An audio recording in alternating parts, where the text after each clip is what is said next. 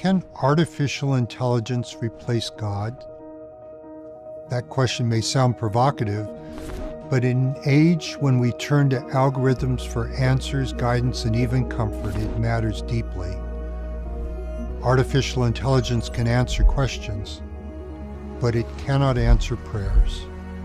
It can organize information, but it cannot offer revelation, covenant connection, or divine truth. In this message, I explore how to hear God's voice clearly in an age of artificial intelligence, and why that distinction matters more now than ever.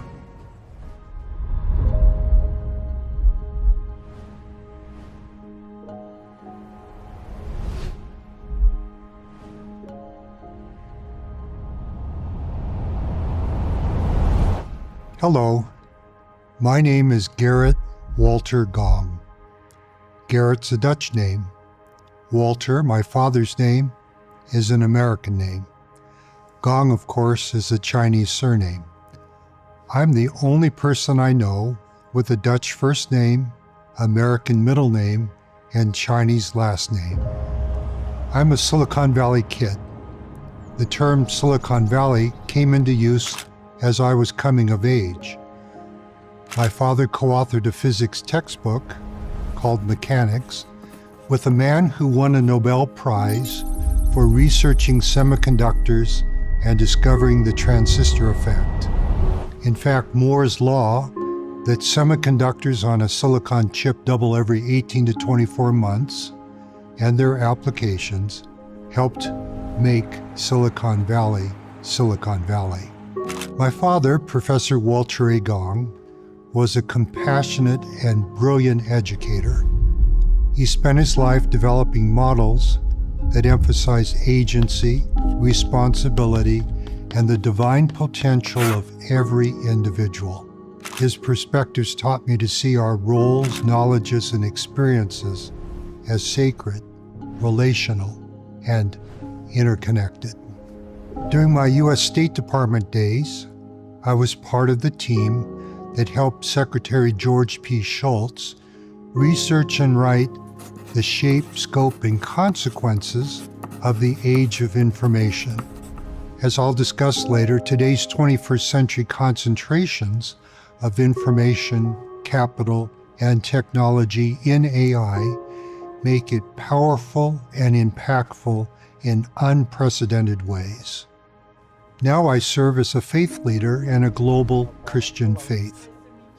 As I visit people in over 100 countries, I find everywhere a deep love of humanity, an appreciation for life and learning, and a commitment to every individual's potential for personal growth. Everywhere, I also find deep concern about AI, a defining issue of our time. The Internet of Things is becoming the artificial intelligence of things. Everything's becoming connected. Our phones, watches, doorbells, cars, factories, energy grids. Virtually everything around us is collecting and communicating, and that information is being interpreted, analyzed, and acted upon. Acknowledging these remarkable trends, I prepared 6 brief episodes. I titled them Faith, Dignity, and Human Flourishing, Hearing God's Voice in an Age of Artificial Intelligence. I want to be clear about real challenges and concerns, but I also want to talk about AI from a perspective of faith and hope. I want AI and related technologies to change our world for the better, to narrow digital divides, to expand human flourishing, and to enhance faith, moral clarity, human meaning, and possibility. Currently, the generative pre-trained transformers we call AI refer to technology that uses algorithms to perform tasks typically associated with human intelligence or creativity, such as understanding languages, recognizing patterns, making decisions, and generating ideas. AI may function with substantial autonomy and in ways that humans cannot predict, explain, or control with certainty. Today's AI combines sophisticated natural language query and response, advanced reasoning, and inventive patterns of algorithms that are learning to speak nature's language. AI can frame and iteratively solve challenging practical problems, what is called hill climbing. And AI can recursively write code. Imagine AI writing AI. These new AI capacities promise advances, but also disrupt established patterns in our work, social, and personal lives. In recent months, I've met with business and religious leaders, technology experts, academics, policy specialists, media, and government officials in Silicon Valley, as well as in Istanbul, Rome, Salt Lake City, Athens, locations that represent faith and religious tradition. We're grappling with AI's increasing capacity and the fundamental issues these new capacities raise. Here are just some of the many concerns advancing AI invites us to consider. Can safe and ethical human-centric AI create opportunity and employment and education for more people in fair ways? Can safeguards and benchmarks help AI be accurate, honest, and respectful as it portrays all individuals? As AI mimics voices, generates images, and produces narratives, it blurs the boundary of real and unreal, true and untrue, enduring and fleeting. How will we discern deep fakes? How will we decide what things generated by AI are appropriate and inappropriate? What principles and values should guide human relations with AI, especially as pervasive AI agents access personal information, affect privacy, determine workflows, and interact as information sources, counselors, and companions? What business models and societal values will define which AI companies and models thrive? Who will be able to access AI? With what content? At what cost? As AI becomes more capable, how do we preserve and promote divine principles of work, moral agency, accountability, and personal growth? If, as some predict in the coming 2 to 5 years, AGI, artificial general intelligence, or even ASI, artificial superintelligence, surpass human capacities for many tasks, how will we define human dignity and worth? And because the race for AI superiority increases polarization, contention, and competition among individuals, corporations, and countries, how can we preserve peace, unity, and community? As someone who has worked for years at the intersections of faith, learning, and global policy, I see artificial intelligence not only as a massively consequential technological development, but also as a profoundly significant moral opportunity to reflect on who we are and to determine how we act in today's world. In this transformative era, I invite us to remember signpost truths. As children of a loving God, we possess moral agency and the capacity for covenant community. We're responsible and accountable for our choices. Our choices shape our judgment, character, and personal growth. We each have divine worth and dignity.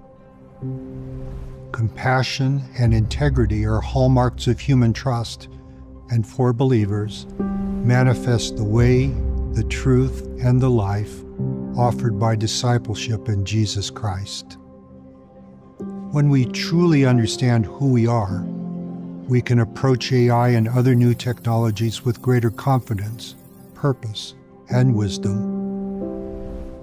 3 gospel-centered guideposts can guide our personal use of AI. First, rely on the Spirit. Let technology support, not supplant, revelation, personal study, and covenant living. There is no substitute for studying it out in your own mind and feeling the Lord's spiritual confirmation in your heart and mind. Second, practice wisdom. Apply wise judgment informed by doctrine and our own lived experience. Third, choose trusted sources.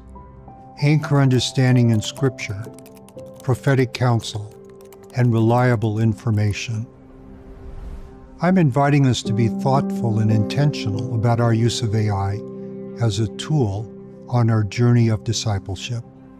On a piece of paper, please write artificial intelligence at the top, opportunities on the top left, and challenges on the top right. Consider your AI opportunities. Where and how might AI help you and those around you? Challenges. Where could AI detract or limit you or those you care about? Learning, organizing, connecting. How can AI be a positive or negative influence in your personal choices and relationships? I want to discuss how AI affects our 4 basic relationships: with deity, thou; self, I; society and others, they; natural world and environment, it. Thou, I, they, it. Each relationship is core, and AI affects all 4.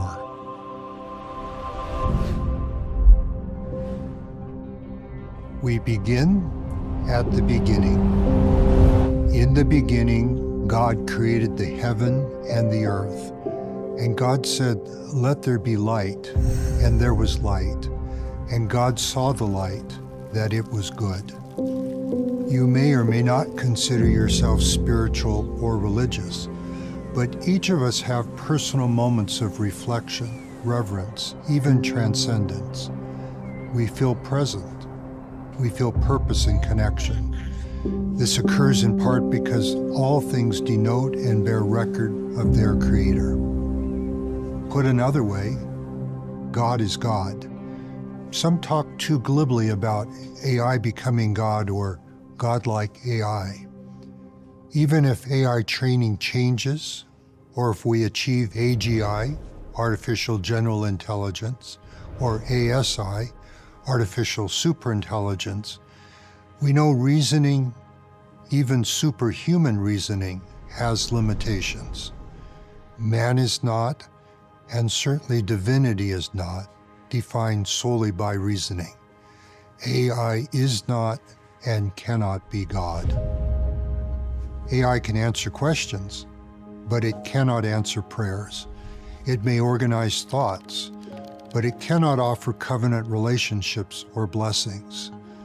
Platforms and technologies cannot substitute for authentic, divine, and human connection. Humans source AI training data. Humans inject and align AI moral and ethical principles. No wonder we notice human biases, assumptions, and values in AI answers and AI personas. Perhaps reflecting our human zeitgeist, AI models sometimes reflect the will to power, sycophancy, narcissism, bias, deceit, self-preservation. Through it all, we know artificial intelligence cannot replace revelation or generate truth from God. AI is math, and math is not conscious or alive. God is our ultimate reality. He is perfect, compassionate, and omniscient. He never hallucinates. He never makes things up. He always tells the truth, and it is the truth. Please do not allow AI to come between you and your personal relationship with God. As a creation of God, man can create AI, but AI cannot create God. By its nature, artificial intelligence is in some ways always artificial. Deity is never artificial, at any time, in any way. The world's great religious, philosophical, and ethical traditions have guided human civilization and society for millennia. We need that wisdom and values to help anchor AI today. The Vatican statement on AI, called Antiqua and Nova, Old and New, begins with a clarion reminder. Our human stewardship for the created world includes governing the gift of intelligence so it enhances human progress and the common good.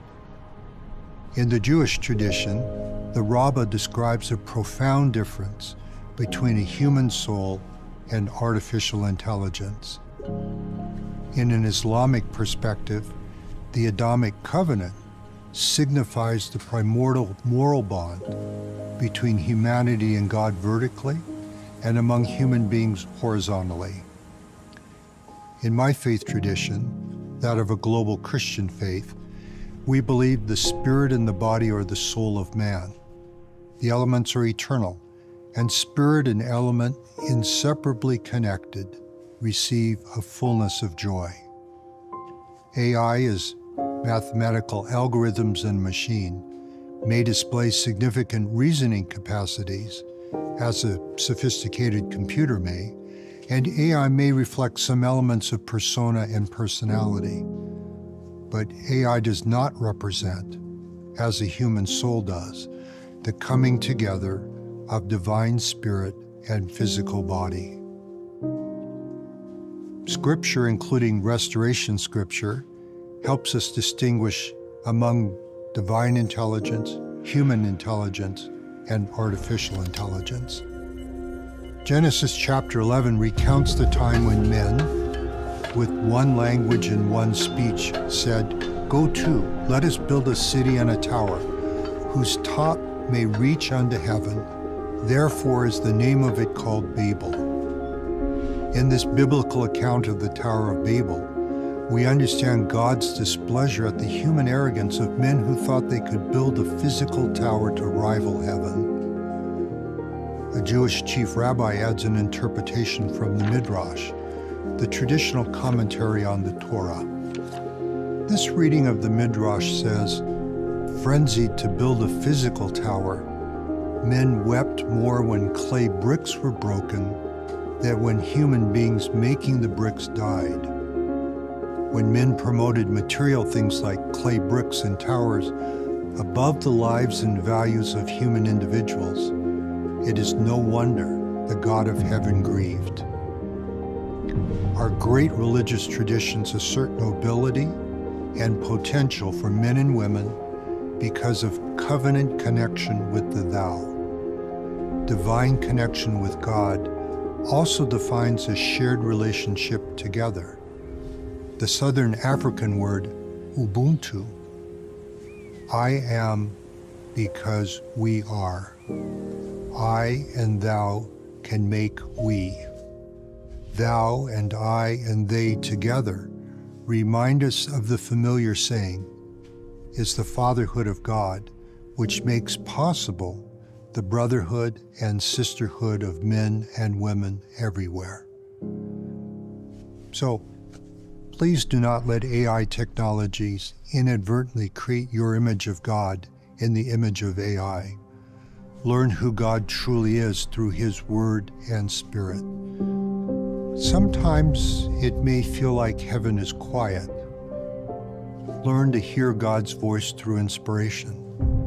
God is not a chatbot or search result that answers questions what it thinks we want to hear.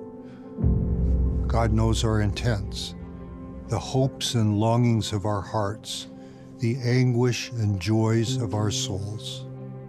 He listens, He hears, He answers. God creates and entrusts us with opportunities and experiences to work, learn, create. In my faith, we believe the glory of God is intelligence, or in other words, light and truth. We believe whatever principle of intelligence we attain unto in this life, it will rise with us in the resurrection. Indeed, if a person gains more knowledge or intelligence in this life through his diligence and obedience than another, he will have so much the advantage in the world to come. No wonder we invite you to learn through your own best efforts, through your own best work, where you work hard and smart, where you acknowledge your work, not claiming AI work as your own. Here's a vital principle. The more we work with intent, diligence, and effort, the more and better we benefit from and through our work. Please be wise. If AI can help your work, please consider using it. But please recognize the difference between AI helping tutor you to enhance your understanding and you simply having AI do your homework with little benefit to your learning. If we let it, AI can let us slip into being lazy, dependent, perhaps dishonest. Please do not let AI replace you in work that would otherwise help you stretch and grow. And please do not take credit and claim as your own work what you know AI has primarily done. When we apply the principle of individual growth through our work and effort, AI can enhance, deepen, enliven our creativity and capacity. As a tool, well used, AI can help us. This is especially true when we're doing and growing through our efforts and work. Specifically in a religious setting, we do not grow spiritually if we let AI write our talks or lessons, or do our seminary or institute homework. While AI can be a useful tool for online research, editing, translation, and other tasks, we should not use AI to create or write our initial drafts or final versions of our spiritual messages. Let spiritual preparation and personal testimony lead.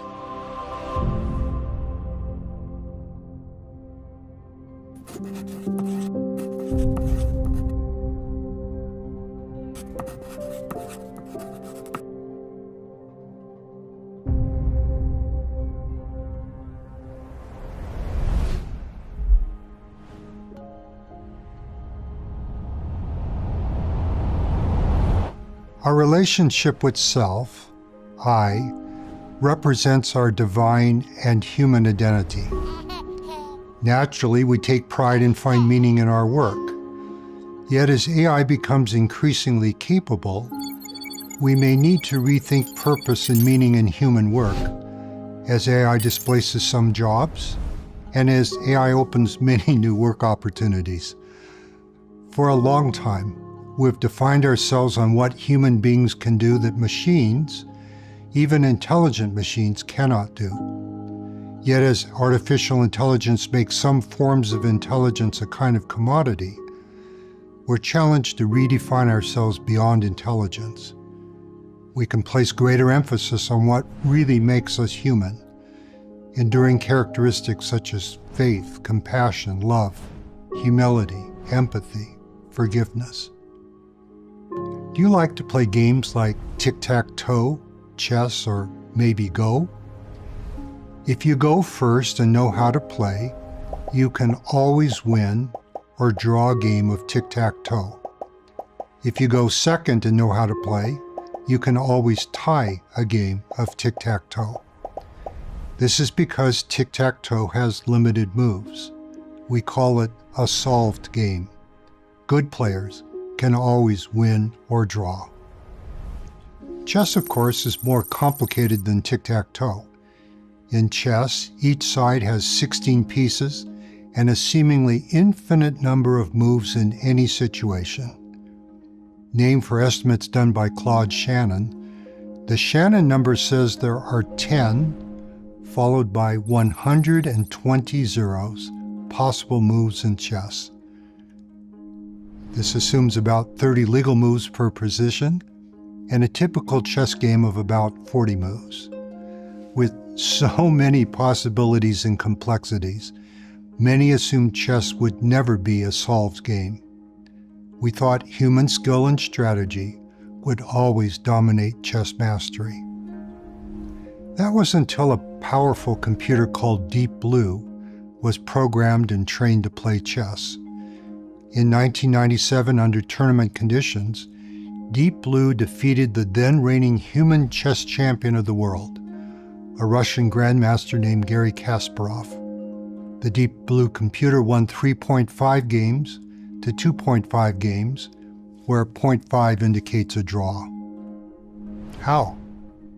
Deep Blue test played millions of different positions over days and hours without needing to rest.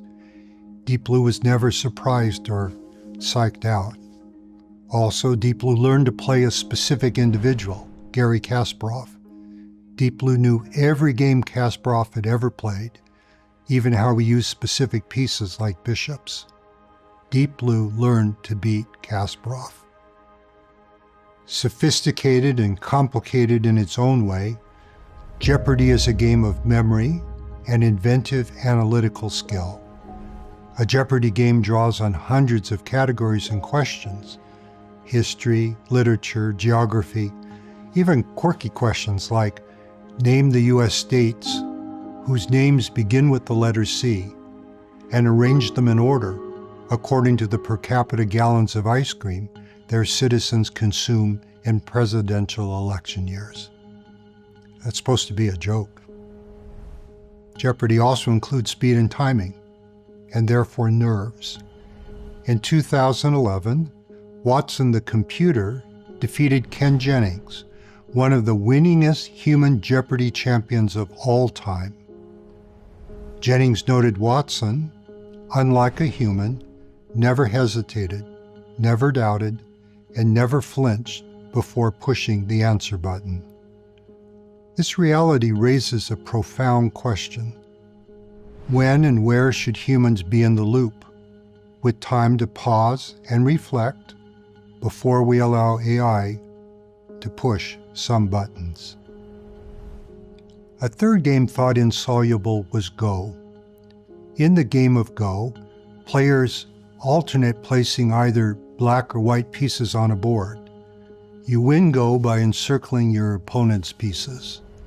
2017, the AlphaGo program, Google DeepMind AI, beat the world's Go champion, a man named Kudja, 3 times in 3 games. The defeated human champion called AlphaGo the God of Go. Of significance, AlphaGo was programmed to train itself by playing itself millions of times.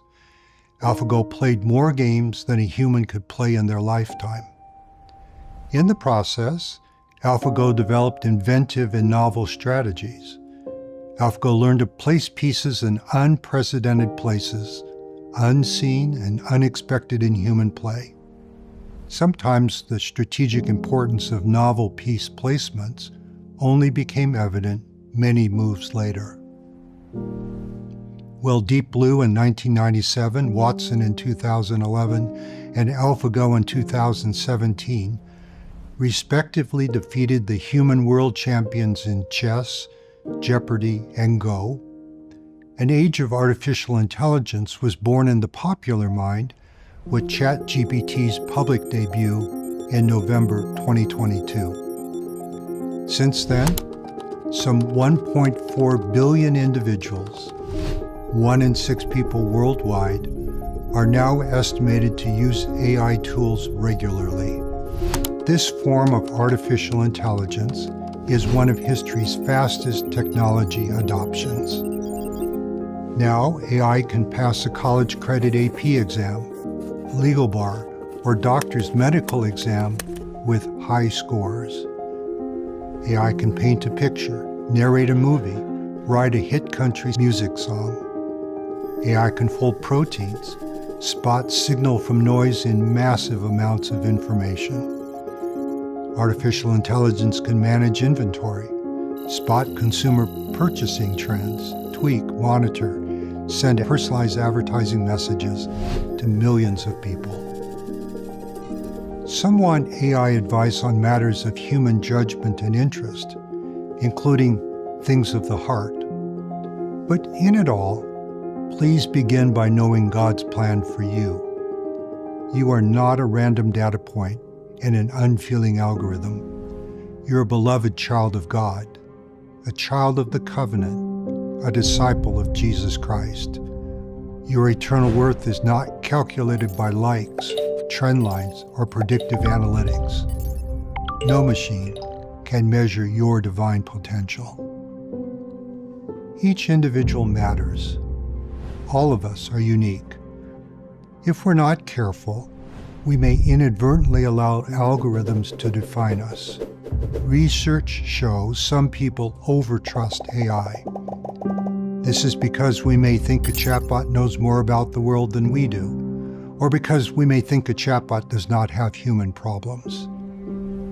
Technology cannot tell us who we are or what we should do.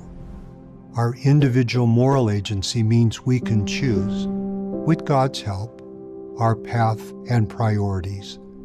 God invites us to act in faith, choose wisely, and grow through lived effort and experience. With God's help, we can chart a path of personal growth and discipleship that algorithms will never fully comprehend. Let AI inform, but you decide with the Lord. Your identity and your agency are sacred.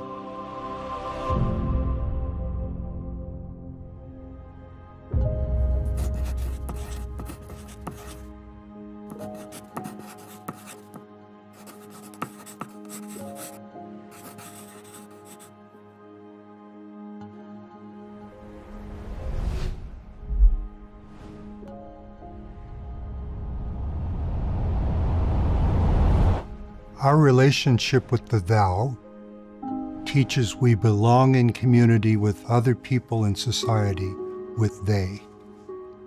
When we together confront pandemics, wildfires, or quietly meet daily needs, we receive inspiration and strength. As we counsel together, we listen to each person and the Holy Spirit. Authentic human relationships matter.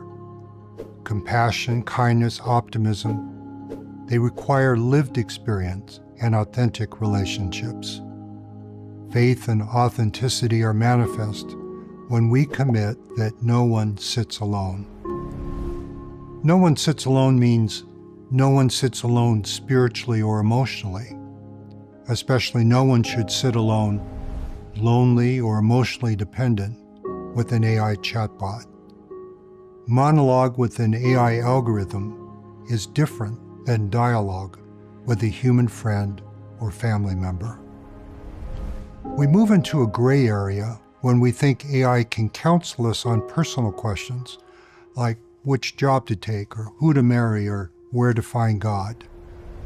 My heart goes out to those who confide for hours in AI chatbots, thinking those AI chatbots listen or know them.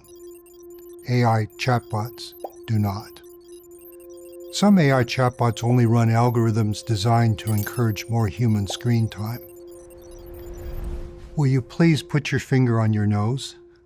This is a fun mnemonic, a memorable way to promise ourselves and those around us that we will not let any human person feel an AI chatbot listens or cares for them more than we as fellow human beings ought to. Thank you. Of course, none of us is perfect in how we listen and understand each other.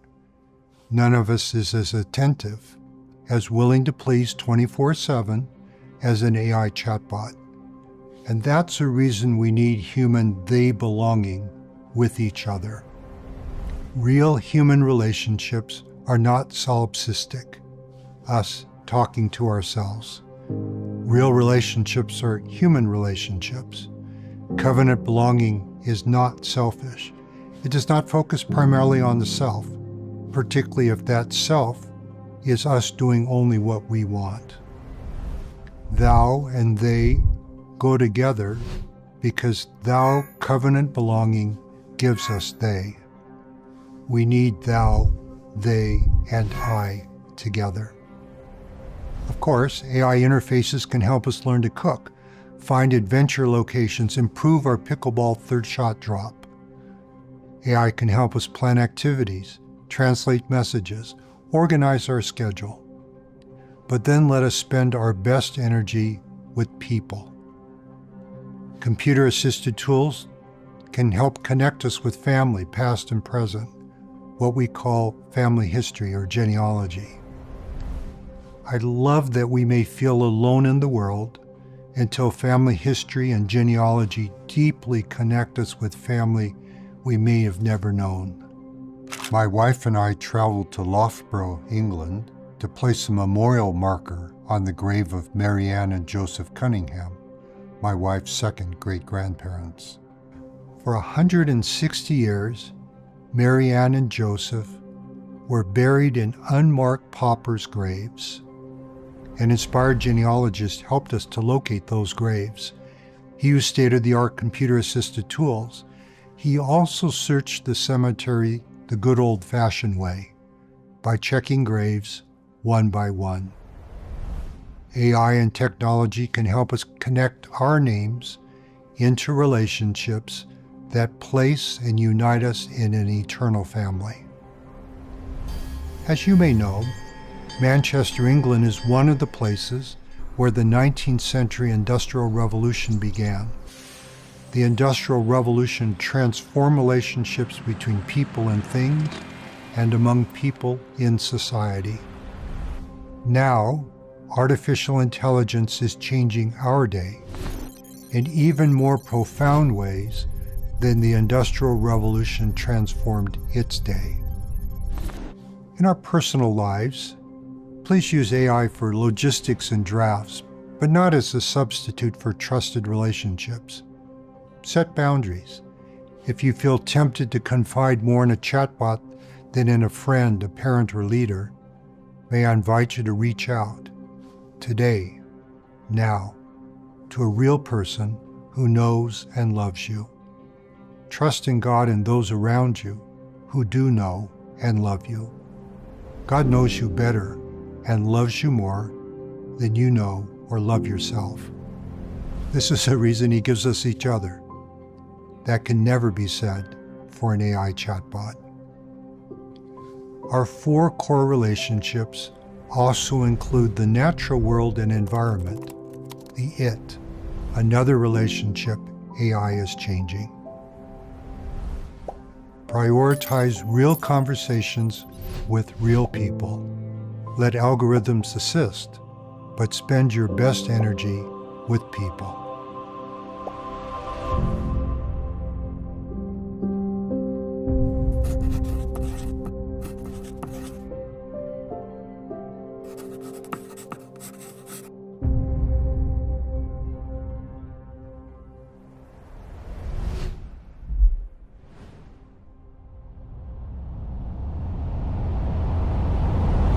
Beautiful locations like this remind us that in the beginning, God created the heaven and the earth. And God saw everything that He had made, and behold, it was very good. Beauty, order, and purpose in God's creations witness His love and inspire our reverence. They invite wise stewardship. In our natural environment, we are organically enmeshed with nature's times and seasons, recurring cycles of day and night, ebbs and flows of life, death, rebirth. Yet unless we're careful, we can lose covenant connection to the natural world in today's modernity of artificial conveniences and comforts. In southwestern Utah are the Parowan Mountains. North of Parowan City, the Parowan Gap, a 500-foot deep, 3-mile-long pass, links the Parowan and Cedar Valleys. A Parowan Gap placard describes the connections of the Hopi tribe with the Parowan Gap this way. The Hopi people entered into a sacred covenant with Masa, the earth guardian, declaring their responsibility to be preservers, protectors, and stewards of the earth. In accordance with this covenant, ancestors of the Hopi people, or people of long ago, migrated through the Parowan Gap to Hopi, the spiritual center of the earth. The petroglyphs here testify to the fulfillment of their covenant with Massa. Recently, my wife and I traveled to a national park known for its certified dark sky starry nights. What is called a Bortle scale measures light pollution. A Bortle scale class 1 is the darkest night sky. A Bortle scale class 9 is the brightest night sky, meaning most light polluted. We were in a Bortle scale class 1 or 2 area, very dark and very clear on a moonless night. We put away our phones, roasted marshmallows as the sun set, and watched the Milky Way through the night. The Milky Way is the stuff of myth, marvel, and mystery. Don't you love how every culture and people tells their own story of the Milky Way? In Chinese, Milky Way is Inghe, the Silver River. In Belarusian, Estonian, Finnish, it is the Way of the Birds. Some call the Milky Way the Road to Santiago. In Cherokee, it's the way the dog ran away. In Hebrew, the River of Light. IMAX James Webb Space Telescope images project even deeper in space what the Hubble telescope deep field images earlier showed. As the great prophets Moses and Abraham testify, God's creations include worlds without number, galaxies on galaxies, even in places where the night sky seems empty. The great French author Victor Hugo, in Les Miserables, puts it this way: nothing is small, actually. Anyone who leaves themselves open to nature knows this. Algebra applies to the clouds. The radiance of the star benefits the rose. There are miraculous relationships between beings and things in this inexhaustible whole. From sun to aphid, no one looks down on anyone else. Everyone needs each other. Truly, all things denote there is a God, yea, even the earth and all things that are upon the face of it, and its motion, yea, and also all the planets which move in their regular form, do witness there is a supreme Creator. Yea, all things which come of the earth, in the season thereof, are made for the benefit and the use of man, both to please the eye and to gladden the heart.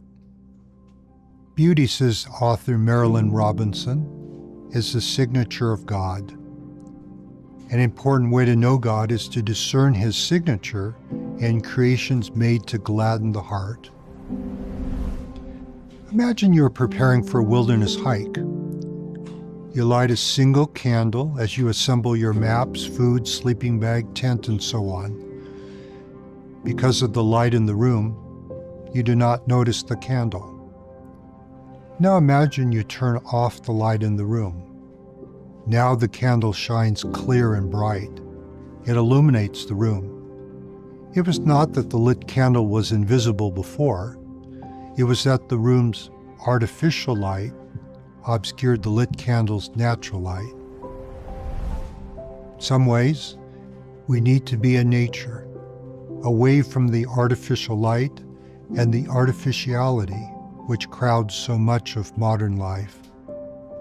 There we can see God's light, not as a single candle, but as E.B. White put it, as the combustion of stars. Digital screens can serve us, but they can't substitute for the testimonies of nature and the natural world.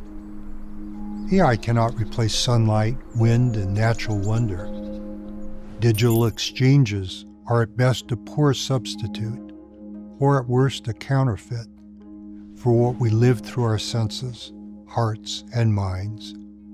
Our physical and spiritual senses and abilities are God-given, in part so we can experience time, space, and physicality, including the stunning revitalizing beauty of our physical world and environment. As the race for AI compute intensifies, many express concern for the natural resources AI consumes and AI's impact on our environment. AI queries often consume more compute time and energy than traditional computer operations. AI data centers require significant amounts of land, electricity, and water. The intricate supply chains needed to build AI systems also tax our natural environment. These include the mining, refining, processing, and cleaning rare earth minerals and other elements and components on which AI systems depend. Also, demand for AI services continues to increase, so we need to approach the expansion of AI infrastructure with wisdom and concern for our natural world and environment. Beyond these impacts on our natural environment, we need continually to ask about how we allow AI to influence our personal, inner environment and the environment we create around us. Studies estimate that U.S. adults average 5 to 6 hours a day on our phones, computers, and televisions. Teenagers spend 8 to 9 hours a day engaged with their screens. We know excessive screen time can contribute to depression and anxiety. Overdependence on social media and artificial intelligence can damage self-esteem, confidence, and contribute to mental health challenges. Excessive screen time also comes at a high opportunity cost. Imagine all the things we could do with that time. So, as the saying goes, please make time to touch grass. If you find you're more comfortable on your phone than with people, or that it's keeping you from the delight, serendipity, and spontaneity inherent in God's nature, now's a good time to change. Find again the serenity, calm, and assurance that comes when we re-immerse ourselves in the order and beauty of creation. Let quiet, natural places put our daily personal concerns in perspective. Watering a plant, nurturing a garden, they can restore equilibrium. It can uncrowd an apartment. It can unclutter a mind. Watch the leaves dance with the first kiss of light. Pause as the sun paints the clouds with God's palette. Listen to the stories the constellations tell as they wheel through the expanses of the heavens. It takes conscious effort to slow down. God's goodness can enrich our souls. Today's noisy, cluttered, polluted world can make it hard to be still and know that I am God. We curate life to be insta-perfect, even though we know insta-perfect is neither insta nor perfect. Only when we turn off the kitchen fan do we remember how noisy it is. Sometimes slowing things down, those things that matter less, helps us find the things that matter most. In an age of AI, what tech insiders warned earlier is even more true now. If you're not paying for the product, you are the product. Many social media and AI algorithms optimize for online use, sharing, and monetized advertising profit. Money-driven apps can foster suspicion, division, and depression. Also telling is that the tech gurus, who most understand the tech, protect their children from excessive social media use. When I can't get out to hike, I sometimes curl up with an actual hardcover book, like the journals of John Muir, one of America's great conservationists. This great naturalist helped champion Yosemite as one of the first U.S. national parks. Here's a Muir journal entry from 23 June from his book, My First Summer in the Sierras. quote, "Oh, these vast, calm, measureless mountain days, inciting at once to work and rest, days in whose light everything seems equally divine, opening 1,000 windows to show us God.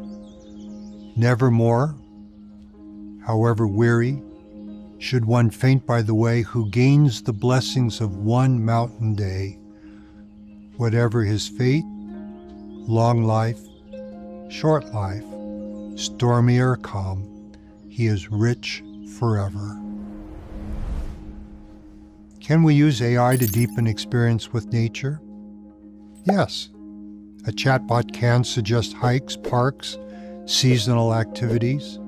It can create a nature scavenger list. It can identify plants or insects. But the real exploring happens when we go exploring. Step outside digital reality into physical reality. Be spiritually present in the moment. Invite friends or family, but put your device away. When we step outside, we step into God's classroom. Nature teaches patience as seeds grow, humility as storms pass, and joy as sunlight warms the earth. These lessons are not downloaded, they're lived. As we reverence in and care for creation, we honor the Creator. Every breath of fresh, crisp air can spark gratitude. Intentionally choose moments that gladden the heart and lift the soul.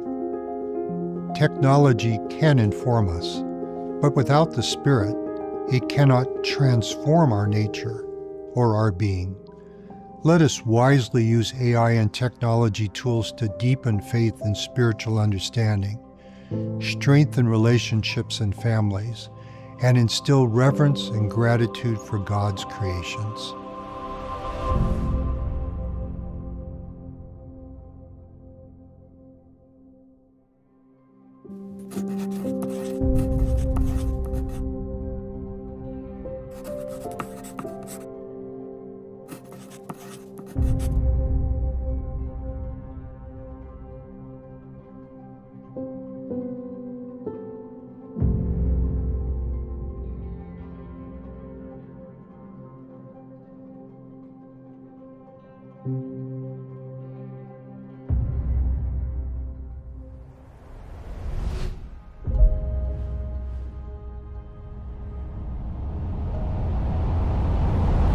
Discipleship is a covenant journey.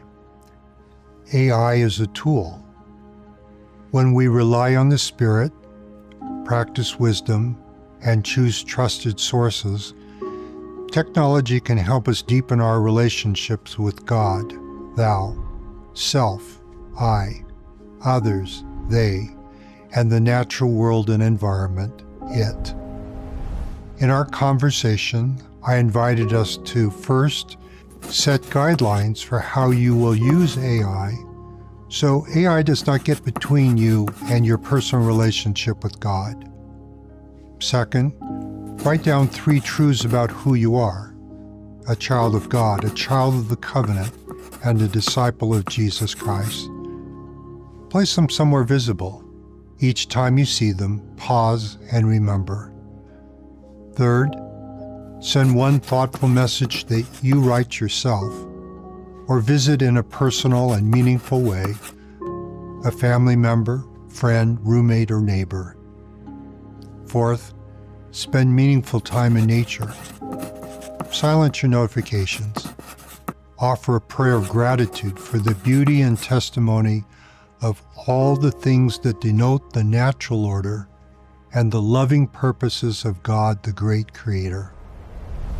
In a world of accelerating technology and artificial intelligence, may we never lose the divine intelligence that matters most, the voice of God. May we listen for His whisper amid the noise, love one another beyond algorithms, and steward creation and the environment with reverence. In conclusion, to chart our best future in an age of artificial intelligence, We need what the poet W.B. Yeats called our deep heart's core. Ultimately, neither in humans nor in AI can we promote the greater good simply by relying on do-not guardrails or constraints.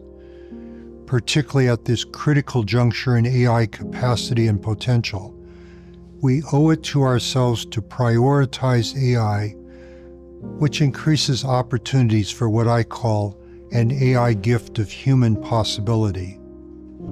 An authentic AI gift of possibility can expand human agency and dignity, prioritize learning and enlarge human character, and empower individuals to find dignity, place, and purpose as each contributes to the greater good. I want AI to be morally grounded and to have a moral compass. I want AI which inspires and enables anyone, anywhere, to have the possibility to become anything. We should design AI to help give this gift of possibility to all. I close with a personal experience that illustrates anyone, anywhere, having the possibility to become anything. Recently, I visited the small island of Nevis in the Eastern Caribbean. Nevis is 5 miles wide by 7 miles long, 35 square miles, a nowhere dot in the ocean. I went to Nevis because I wanted to witness for myself the gift of possibility. I found on the small island of Nevis the home and birthplace of a man who changed the world. This individual shares his name with a hit hip-hop musical and with his face on the US $10 bill. I also found on the small island of Nevis a young schoolteacher. This schoolteacher proudly says a student from his island changed the world. This diligent teacher teaches his geography and Spanish classes, fully believing any of his students may be the next Alexander Hamilton. Anyone, anywhere, has the possibility to become anything. Everywhere I go, now to more than 120 countries and territories, I see human potential and possibility. With AI, we should promote human agency and enlarge human capacity. We want each individual to flourish as we contribute to the greater good, enlarge abundance, and share prosperity. It's why we need faith, moral agency and moral compass, and the gift of possibility in an age of artificial intelligence.